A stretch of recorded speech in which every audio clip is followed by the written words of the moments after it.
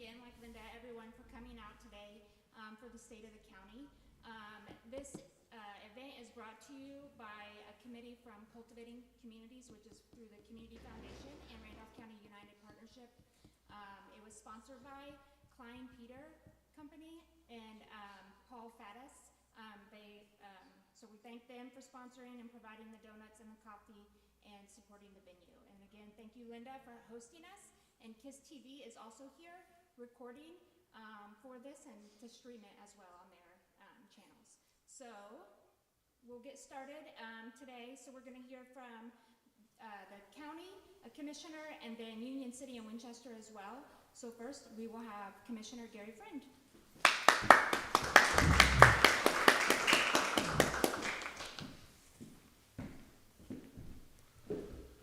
Thank you, everybody, for coming. Thank you, RCU and everybody involved for putting this on. I am Gary Friend. I'm the Western District Commissioner of Randolph County. I'm from Ridgeville, rural Ridgeville. Used to live in Ridgeville. So, on the introductions here, I think, Randolph County's in a strong position, and in my mind, a strong county government will allow all of our communities to show the strength they have within them. So we work hard at Randolph County to stay solvent and stay strong. So as you know, in Randolph County, there will be some changes coming in the offices. That's natural. It happens all the time. Commissioner Gary Gerton will be retiring, and the Republican candidates who won will be faced off in November by whoever else may get on the tickets. So we should, give a lot of thanks to what Gary Gerton and Mike Wickersham have done for Randolph County as we get started. Even though they'll be leaving, everybody knows them, got their phone numbers, they can help. Gary, he went to countless amounts of meetings across Randolph County, every town board, all the time. He was out there gathering information and bringing it back. Even though he's quite a quiet sort, he's a very smart one with that too. And then we had the leadership of Mike Wickersham. I think 11 of the 12 years he's been on the council, being on the commissioner, he's been the commissioner president.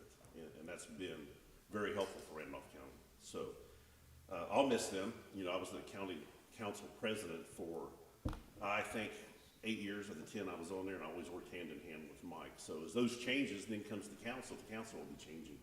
We have new faces coming on the council. There'll be 4 new people on the council, I believe, and of those, some may have some experience as they maybe come back onto the seats that will be vacated if the nominees from the Republican Party are elected.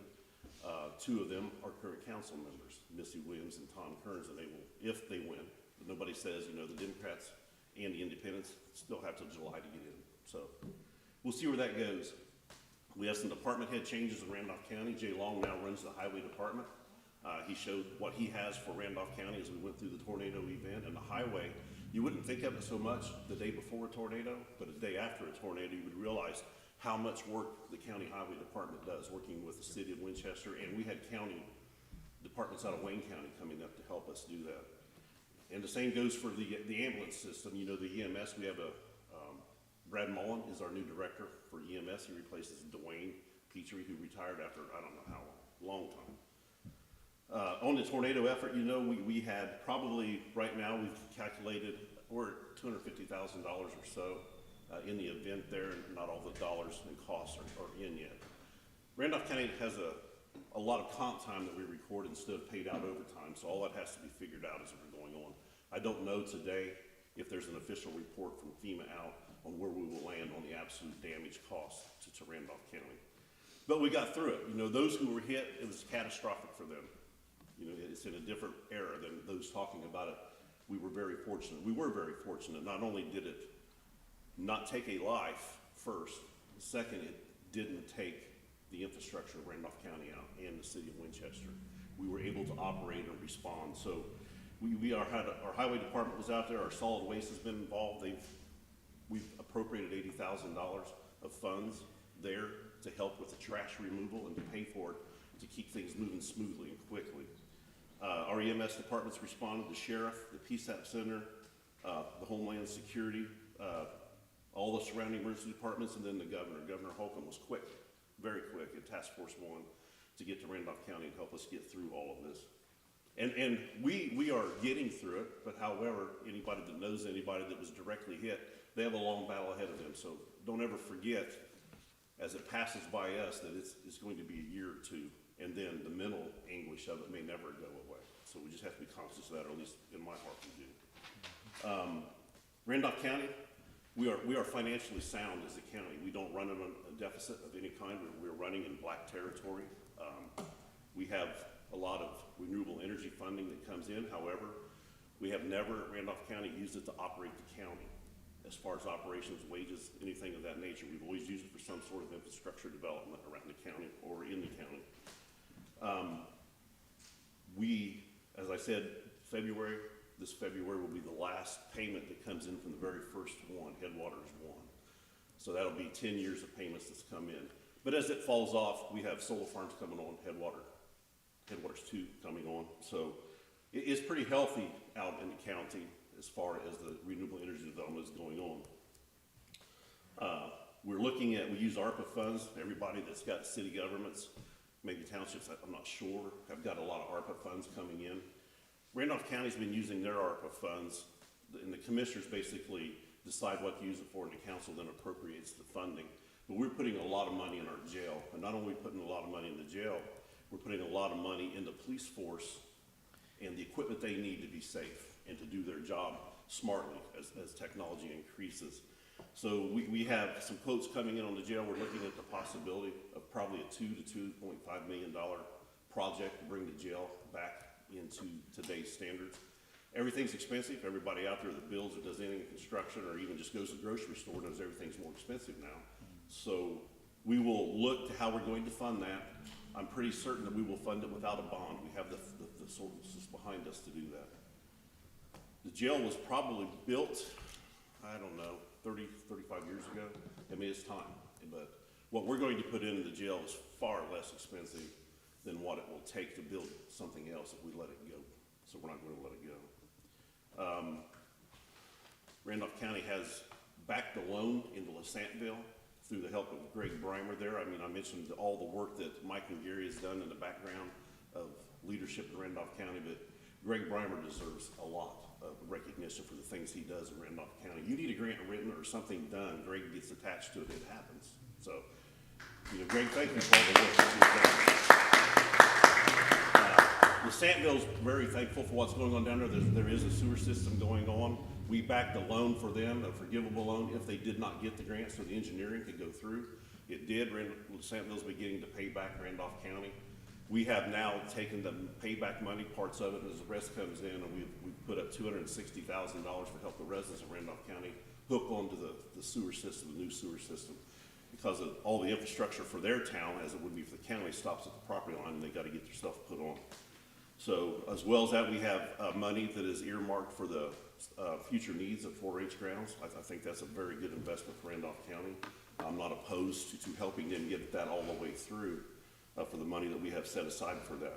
We have set aside money, and it's now beginning to be used for the trail investment that Randolph County is involved with. We appropriated and approved the cost of the engineering to get that going just 2 weeks ago. Things like the money from the ARPA went into the assessor's office, so now people in Randolph County, once this is all implemented, will be able to access their taxing information online instead of waiting for the mail receipts to come to you.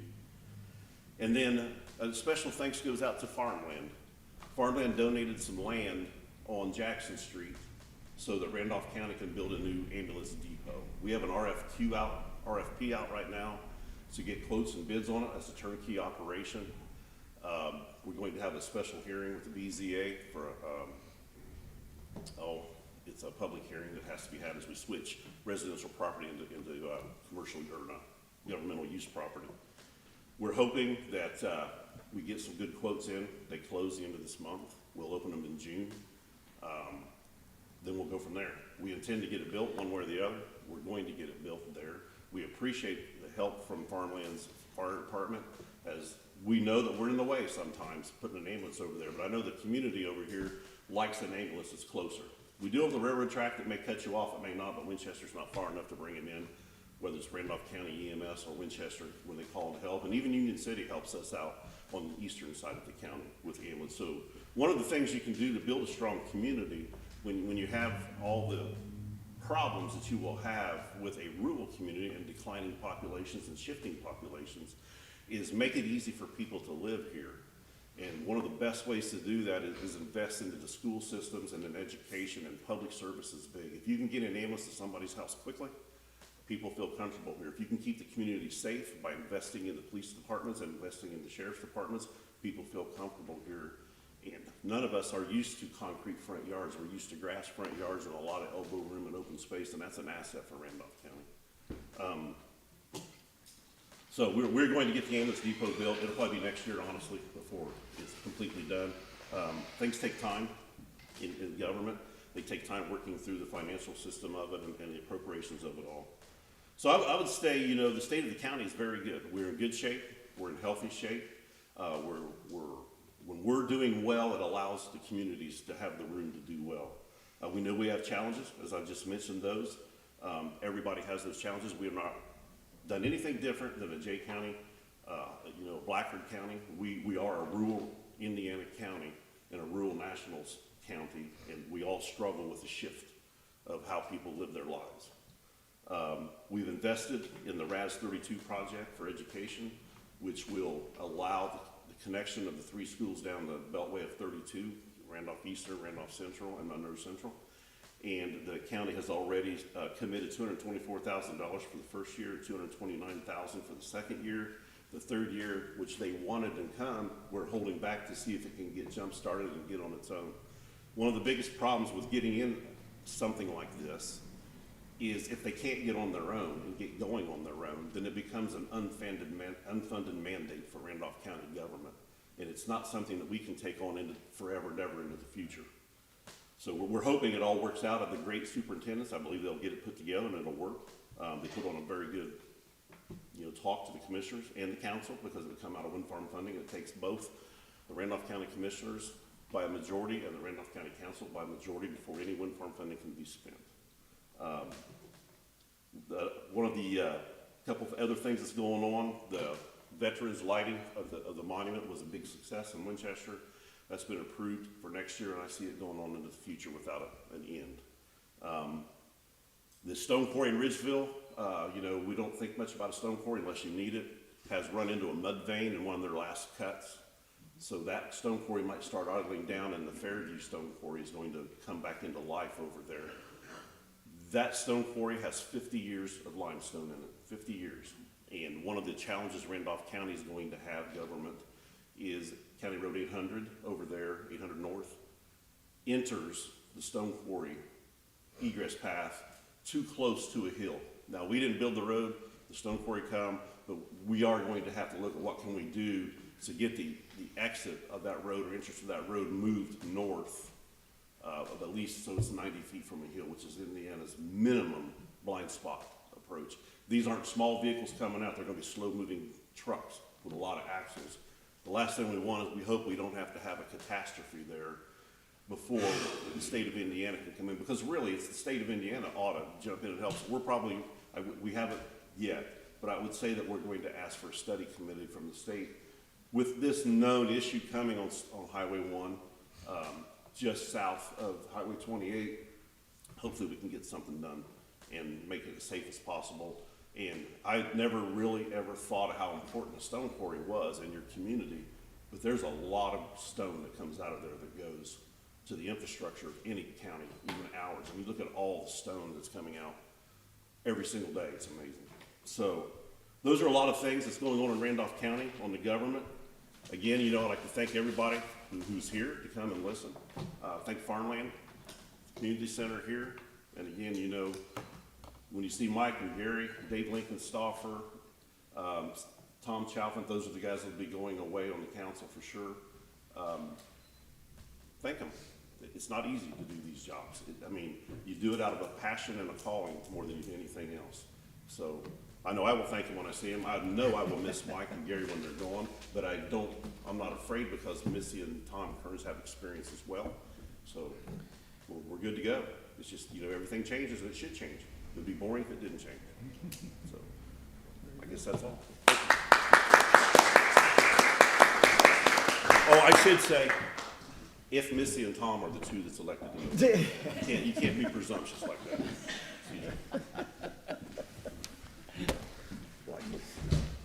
Thank you, Yep. Commissioner Gary Friend.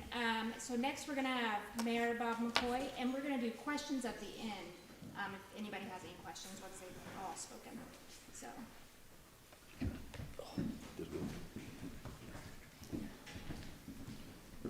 Well, Gary stole my thunder on tornado. No, a little bit about the tornado before I really get into what's going on in the city of Winchester. Cost-wise, about $800,000 was spent, well, I shouldn't say spent, was provide services by people that basically volunteered their time, from hauling debris to cutting trees to all sorts of services. So we're about 800 in the hole on that, and when it all came about, everybody was on the spot. The response was just unreal from all the communities around, but our local contractors were the big players when it comes down to the cleanup. So with the FEMA not happening, now we're looking at the state disaster relief fund. I know my clerk just turned in some paperwork. I don't know what the time frame is on that, but we're gonna have to go to the council and have a discussion on how we're going to basically pay some of them, or all of them vendors, at least a portion of what we owe in that debt. So, you know, I'm looking at taking the interest off our money market. You know, we're hoping that, you know, we can at least provide them something while we're still waiting, because, you know, we're 60 days, and a lot of these businesses are homegrown businesses that, I mean, it was great that they came to our rescue, but we do owe them something, the way I feel about it. We'll figure out a way to get them paid in the future, whether it be back from the state or whether it be from the city of Winchester, but we are gonna start working on that. About $50,000 in sewage and trash bills will not be coming into my sewage department this year due to destruction. Houses that, you know, are gone right now, so that's, you know, that's a huge dent out of the sewage department. And then the other thing is about $200,000 worth of property taxes. You know, that's just gone. That won't hit us in 25, that'll hit us in 26, so we're gonna have to start planning for what's gonna happen there. Hopefully, that AB will increase and that'll be offset, and we won't really notice it as much, but when it comes to budgets, them numbers all come so late, so we're kind of in the guessing game when we start establishing our budgets. So we're gonna start talking budgets for 25, probably in the next month or so. We don't always have them numbers from the state as to what the tax cap losses are, what the AV is gonna be, just different things that all come into play. So you kinda gotta go back and look at history and what our expenses were and what we're planning on doing in the future. And part of what we're doing in the future is we gotta continue to provide increases to our staff and get them up where they need to be. Now, we've made great strides over the years. Back when I became mayor, a starting police officer, patrol officer was making $17.75 an hour. I think we're right around $23 an hour now. It's took us some time. We did some dollar an hour bumps, but the last bump was fairly substantial. We've managed to keep our insurance, a good quality health care insurance, and keep the cost down on that and not pass that on to our employees, which has been great. I don't know how much longer we're gonna be able to keep doing that. We may have to look at other combining efforts with other communities, or what, I don't know. That's gonna be a tough one. Back to a little bit on the tornado. Rebuild Randolph County has got a website. There are trained caseworkers working on different cases. We had about 400 households throughout the county that were affected in one way or another, whether it be minor damage to totally destroyed. What we did find out from initial assessments were that a lot of the houses that were listed as minor were major, not livable, and that was the assessment that came in through the FEMA and through the Red Cross. But we're getting there. I'm not directly involved. We try to basically keep in contact with the group and provide them any information we can, but we keep trying to put that put that number out there, put that website out there, and we're actually getting ready to do a mailing that'll go out, basically explain to people, say, hey, if you haven't made contact, no matter what, make contact through our hotline or make contact through our website, that we need to know who you are and how you're affected, and that you're all right, and that you do need help, or that you don't need any help. But we need to know that. I don't want to find out later that I had somebody that said, well, nobody ever talked to me, nobody ever come to me, and I've been sitting here and I have nothing, and that's very disturbing if we can't reach out to everybody. So that's been my goal all along, is touch base with every person that was affected, no matter what the circumstances are. The FEMA equation, from talking to the State House, my contact, insurance versus no insurance, I think we had, I don't know what you want to call it, a better balance. We had more people that were insured that were not insured. We didn't have the deaths that a lot of other communities have had, even though we had one reported after the tornado had hit, about a month or so later. And we didn't have the damage to our infrastructure. So when it comes down to the infrastructure, I'm talking county and city. We had a lift station and a couple items other than that. And then we had, tires destroyed from the police cars going out into the debris field, and ambulances and things like that. We did not take that hit that a lot of communities take, because if the thing would have went right downtown, we could have lost City Hall, we could have lost the police station, a lot of things like that. But back to the response, it was unreal. Calls from everywhere, all over the state.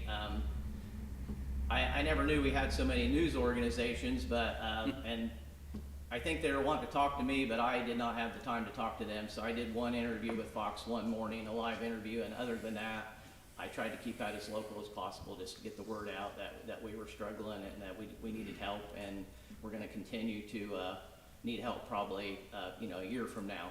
I'm very optimistic. I'm seeing a lot of things happen, but a year from now, I think it is going to look different, but we're still going to have a half dozen people that are still struggling.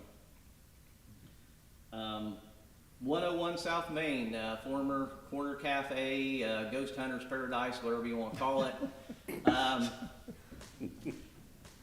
Finally came down after a year. I started working with Greg on grants and different things like that, and I ran into a contractor that was kind of having some disputes within family, and the family split up, and basically he cut the quote from one family member in half and did the work and took the building down. So it wasn't really worth going after that grant after the fact, and then having the stipulations that the grant would say, you can't do this, you can't do that for so many years. So where we're at with that is the building's down, we're infilling it, we're making sure it's going to drain right, and then probably at this point we'll just plant grass seed and go from there. And I've got some ideas being thrown around right now, probably a green space, so I'm going to talk to council, see where that goes. We're going to cap the building on the south side, which is Dixie's Dance Studio, as well as finish that wall out.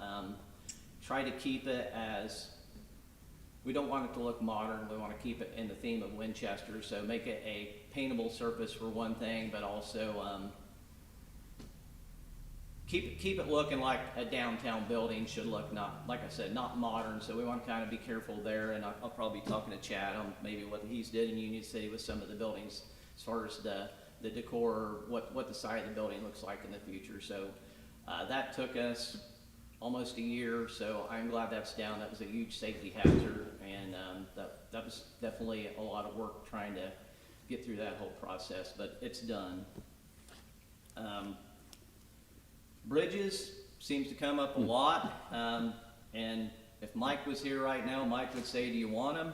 I do not, Gary, so this, they are a responsibility of the county. So Carl Street is coming up soon. It's funded. It's funded. We're still probably a year. We got one down on Short and Union, down by the old McCoy's grocery store. That one's probably going to be a ways away. And then we got one on North Main, probably 2 years away, which is going to be a federal project, right? Correct. But I can tell you, talking to people at the county level and highway superintendents and the guys that do the bridges, that is a huge, huge expense for the county when it comes to repairing these bridges. And it's something that we need to get back on a program and get it done. And I know Dave Linkenstoffer brought that up in the past, where bridge inspections are going to be very important, and we're probably going to be tapping into wind and solar money to make it happen, because them grants, although there's a lot of them, they don't come easy.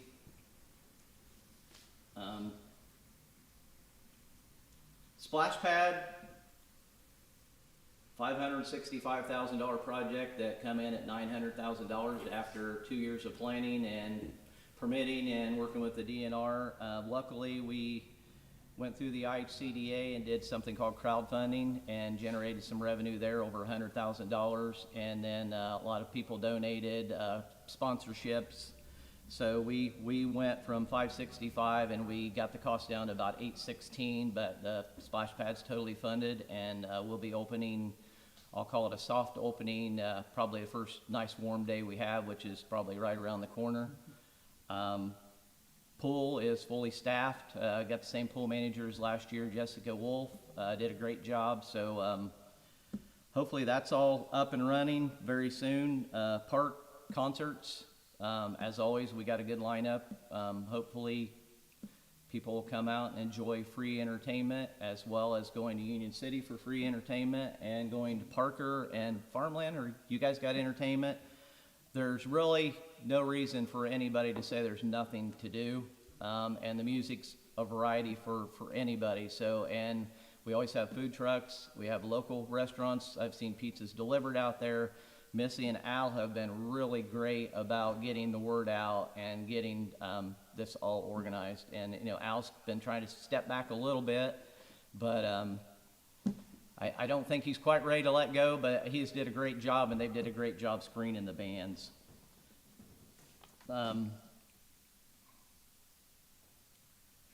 Cost to train our officers, our employees, are over the top. It's every time we send somebody to training now, especially our police and our fire, we're finding out that the price is doubled. Like, we got to certify in tasers. They've got to shoot twice. The cartridges are $50 a piece. Imagine 12 officers just to go to training, just to shoot. Plus you're talking ammo. But we have did a good job making sure they do have all the equipment they needed, including new vests, new guns, new rifles. Thanks to ARPA, COVID money, we have pretty much a full new fleet of police cars.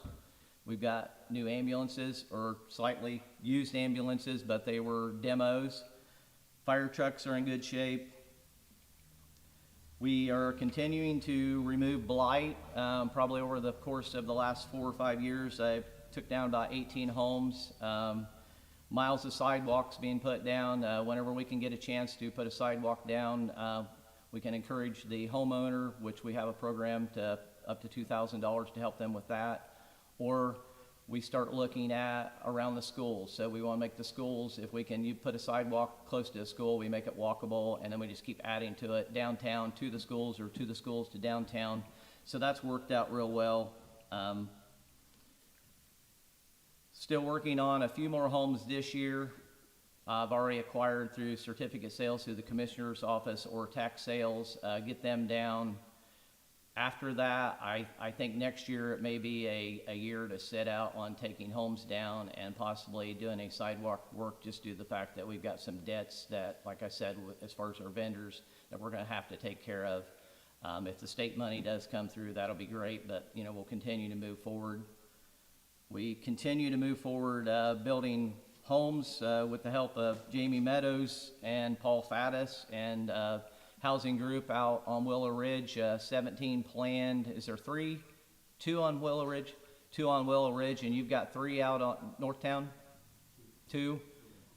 Planned 12 north and 17 on Huntsville, and then there's other housing going up due to the tornado. I know Jamie's very busy. Paul's been probably having a lot of inquiries. We're trying to keep our local people local. We want to keep them here in our community, so we're reaching out to them and saying, hey, you know, we want you to stay, and we're doing what we can to keep in contact with them to get them in a home if at all possible, and encourage them to build on them lots that are been destroyed. Something we're going to be discussing at our next council meeting is the stormwater utility. I know Union City's got one, and a lot of other communities do. Currently, I think we are at, with trash and the biggest trash can and sewer bill might be $50, and I think that's very reasonable compared to a lot of other communities. But what we're running into after some increases like maybe 5 years ago, what we're running into, the cost of chemicals to treat the sewer and the cost of dealing with stormwater, it's either going back and doing a rate study and increase in sewer for everybody and going over a 3-year period, or looking at a stormwater utility, which that would be dealing with the stormwater directly, which what we're considering is a $3 a month charge to the residents, and actually adding that to the tax bill like a ditch assessment, so it'd be $36 a year, and then going after the larger buildings, the non-for-profits, churches, Ardall, a lot of them, that water that runs off their building, we've got to somehow get rid of it, and the infrastructure around that is clay. It's failing, so what we're finding out is we're investing a lot of our sewage money into drainage, and that's, you know, we're just going in the hole right now when it comes to that. So that's something that's going to take public hearings and get input from the council. But I don't think nobody wants to see an increase, but we have not had an increase in the sewer for, I want to say 4 years. So that's something that, again, I mean, AEP just asked for one, the water company just asked for one, the gas company. We're no different than any other utility when it comes to what we provide, and we're just going to have to cover our costs in the future.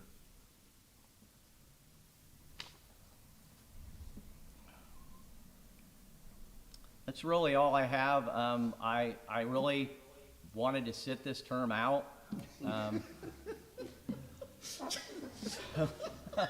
I mean, it's been really, but I can tell you I'm happy I did it. I'm proud of our community. I'm proud of the state of Indiana for stepping up when we did need help. You don't plan for a tornado. You don't plan for COVID. And I've told many people there won't be no third term, but I got people just working real hard, worried about that third term already. I'm only into my second term, 3 or 4 months, so I'm not even going to talk about that anymore. My wife said, shut up. You don't need to say you're not running anymore. We'll see when it happens. So anyway, thank you.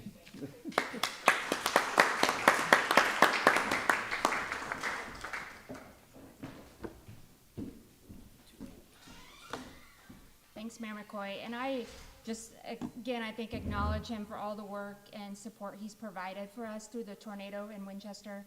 I know that's been a tremendous thing, and so I'm very grateful for that and all the time and effort he's put into that and helping take care of that. So next we have Mayor Chad Spence from Union City. Thank you. All right, well, thank you very much. And it's so good to see everyone here this morning. And you won't offend me if you want to stand up for a second and stretch or anything of that nature, but hang in there with me. Is this TV still on? You still see a picture? What's it say? Okay, I want to make sure I'm on the right screen. So, okay, thank you. Yeah, could have chosen a lot of different adjectives of where we're at right now in our community. These are two that, for some reason, seem to grab me.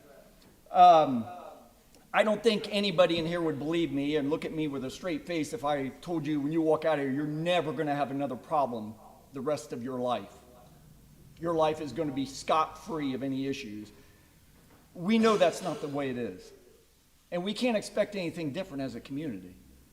And so we need to be resilient. We never know when a catastrophic event will hit. We never know when a company will shut its doors. We never know when the nation will sink into recession. We don't have control directly over those things, do we? but we've got to be resilient. And that's what we are. It's going to sound cliche, but that's what we do. We're Americans. We get knocked down, we get back up again and again and again, hence being persistent. So, and if you see me bend down here, I'm not checking my phone and messages. I'm actually changing the screens. I don't have an intern. So, but 4 years ago when I took office, I wanted to have an impact on downtown and housing. I know that if you try to do everything, you end up being you try to be a jack of all trades, you end up being a master of none. And I'm not saying I'm a master of downtown housing, but we tried to make a dent. So what did we do? We started with the biggest eyesore in the middle of town, what was unaffectionately called the Green Monster, not Fenway Park, obviously. And we decided that we're going to pursue this, and we're going to make a statement. And we're going to fill it with something special. We're going to fill it with something that says that we can pick ourselves up and make a change for ourselves and not rely on others to do it for us. And so in looking at what we're going to put in it, what do we put in it? That's what I had to ask myself. And looking at the community, I was like, what do we do well? Every community does something well. We get so fixated on the stuff that's not right, and that includes ourselves when we look in the mirror, that we forget about what's great. And so in the school, we had a cable access television station that happens to be here today. Thank you, gentlemen, for helping fill out, by the way. That's one of only 4 in the entire state of Indiana. The entire state. That's 92 counties. That's fairly rare. Then what else do we have? Oh, we have Apache and DECA. Small business program run by students that makes money. We have a program, a business that is making money. You all of a sudden set yourselves apart in the United States if you're a small business making money, because that is one of the hardest things in life to do. So let's elevate these programs. Let's let more people know about it. Because my daughter was in Apache and I knew nothing about it until I started asking her questions. And it was quite the learning lesson. So we need to elevate this. So I got with Superintendent Black. I posed my idea, waited for him to laugh hysterically at me, but he's like, no, I think we can do this. And so hence began Vision Corner. However, after I convinced my council into my new term, first term as a mayor, the floor, after buying the building, a month later, the floor collapsed into. But we had to be persistent. We couldn't give up. And so we continued on. And this was 4 weeks ago. A ribbon cutting, which was attended by numerous folks all across the state, mind you, including the State Board of Education and dignitaries from political ranks and Ivy Tech and Reed Hospital and Ball State, Ball Foundation. It was wonderful. It was a blessing beyond measure. But a lot of folks still have themselves asking, well, we've seen the transformation of the building, but what exactly is Vision Corner? What exactly is that, by the way? Well, it's collaboration. It's us working together. It's a medical pathways course that's part of the RAS program that was mentioned earlier. And Reed Health, for example, when Jason Troutwine, Vice President, was speaking at the ribbon cutting, he mentioned right then they had, I think, what was it, Karen, 150 openings? 150 healthcare openings. Which one of you, when your loved one goes to the hospital, would not want them to be tended to capably and adequately and completely? And I'm not saying Reed can't do that right now, but my daughter is an RN at Ball. It's taxing when you don't have the help you need. I'm telling you that right now. So we've got an opportunity to fill. We've got a way to help. We see a need, we help fill it. That's what we do in a community. We help one another. And so medical pathways on the top floor. And then we're also creating a place for Vision Corner. This was a student pitch program. Mr. Faddis got to attend this as well as part of one of the judging panel. And what was really cool is students from the high school presented their best business propositions, and then it was voted upon and ranked and scored, and kids actually earned money to see their objectives and their dreams and their visions fulfilled. And so that's just one of a myriad of things that will take place in Vision Corner as time progresses. We also, as I mentioned, K.I.S.S, we're promoting student-run enterprises in a downtown setting. If we're going to truly rejuvenate our downtown and our community, it's all hands on deck. Let's make the kids a part of it. No offense to every one of you in here, and myself included, but we don't have all the best ideas. And I tell you what, some of our greatest treasures and some of our greatest gold mines are sitting in the classrooms, between the ears of our young ones. That is a tremendous blessing and a tremendous resource. We need to make them a part of this resurgence in the county.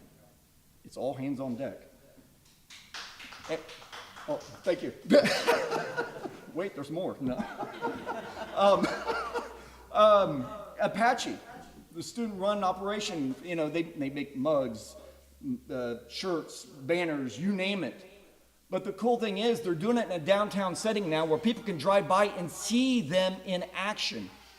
They can see what's going on. They can get to know the process, see what the kids are doing, and the kids can gain valuable experience in a real-world setting. They're not tucked away in a classroom anymore. They're in downtown business setting, real world. So that hopefully when they leave here someday, and hopefully they want to stay, but wherever they go, we have armed them with a little bit stronger skill set for what they're going to be facing. And then we're helping draw others in. As I mentioned earlier in the ribbon cutting, we had people from all over, but also we made the Indiana State Preservation Tour at the end of December, and again, just one of many things that will be coming with Vision Corner.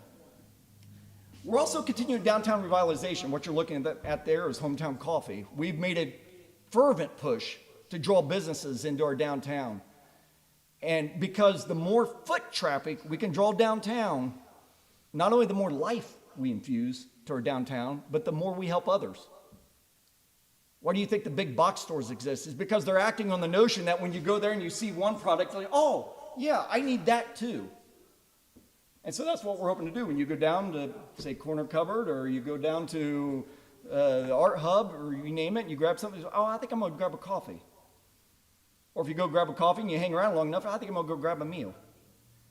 We're going to play on that. We're going to try to draw as many folks in as possible to serve our community and to help our community and to create place and to create fellowship.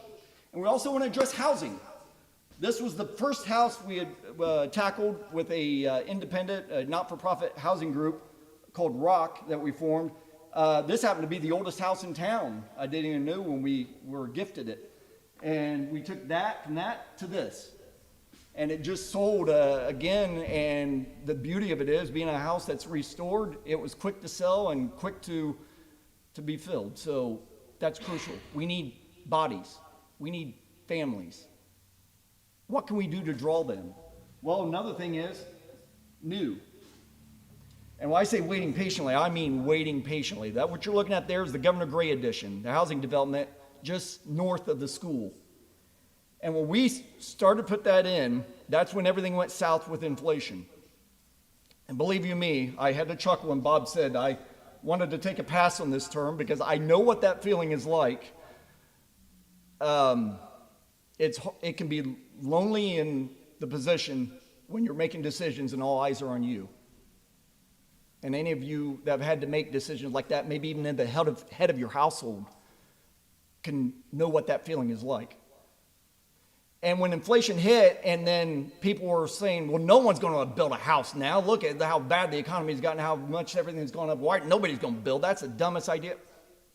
I understand your frustration. Trust me, I do.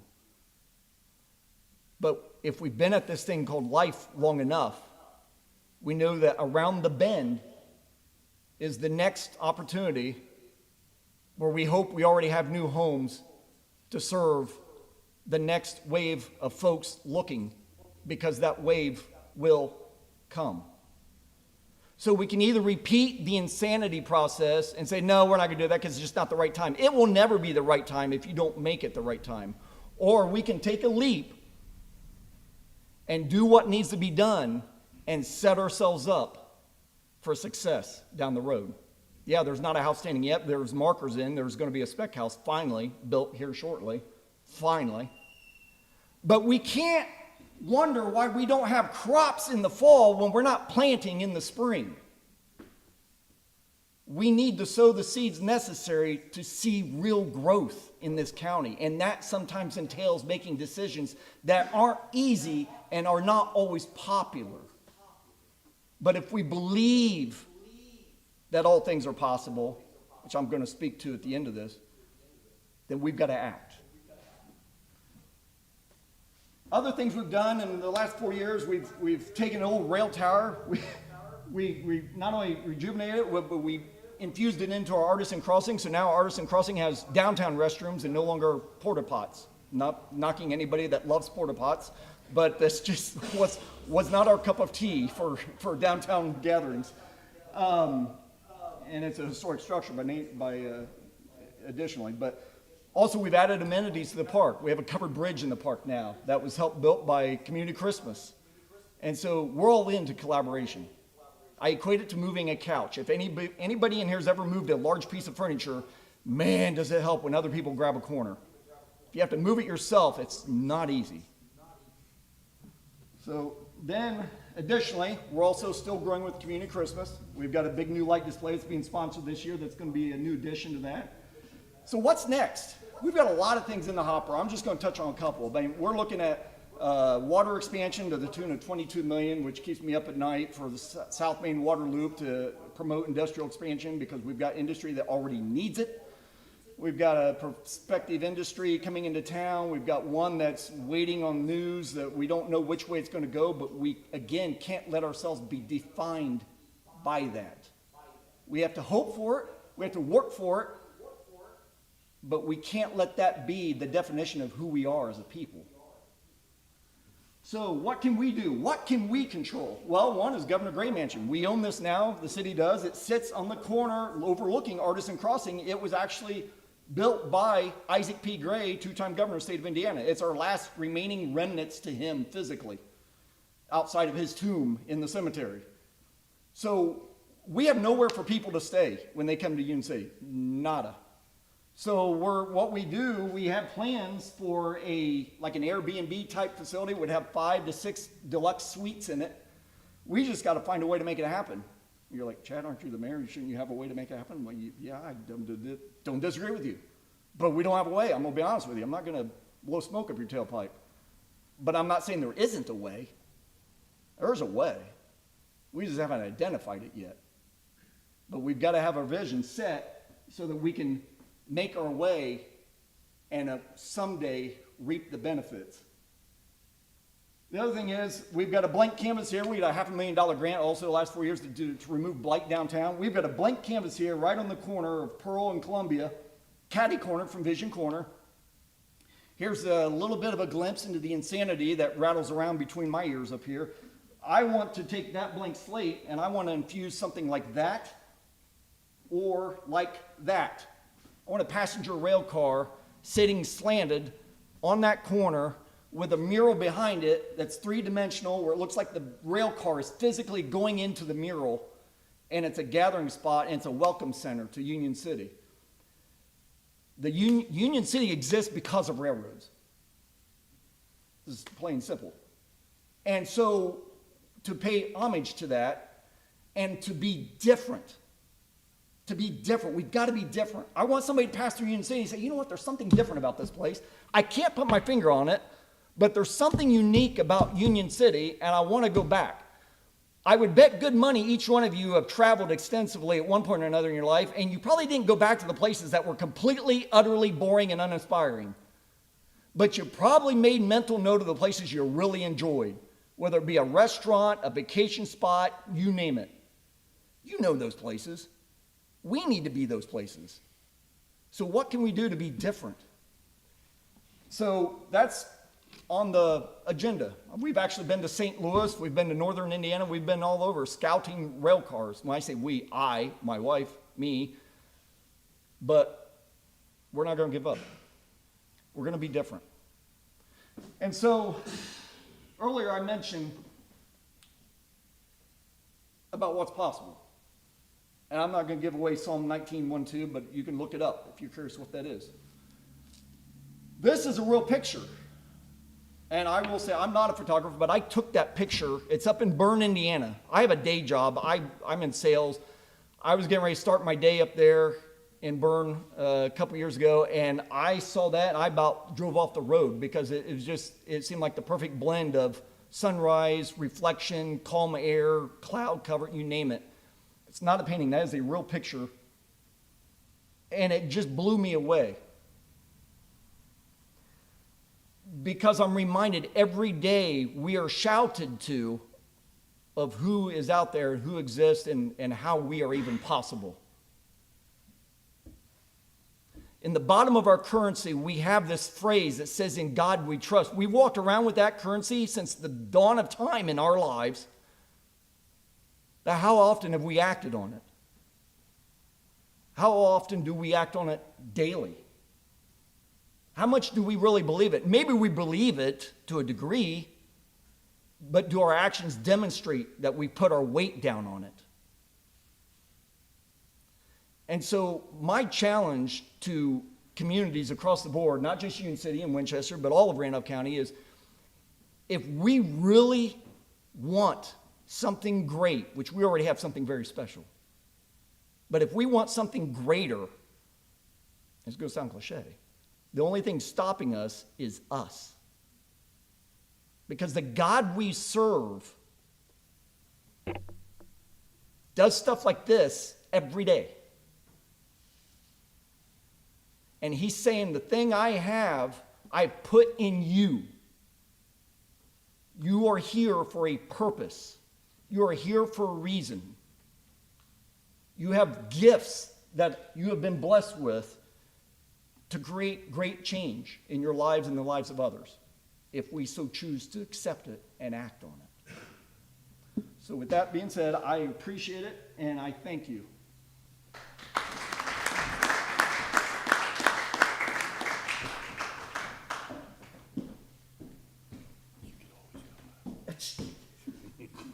Thank you, Mayor Sprintz. So we just want to open it up. Does anybody have any questions for either of our mayors or commissioner?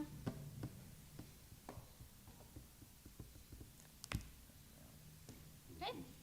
So if not, I appreciate all of you coming out to hear from our leaders from the communities today. And again, thanks to the Historical Farmland Center and the Business Retention Committee for helping me put this together, and then Klein Peters and Paul Faddis for sponsoring. And have a great Friday. Oh, yep. Be sure to take a donut. Oh, yes. No problem. Okay. All right. Thanks, guys. Have a great day. Breakfast. Sugar.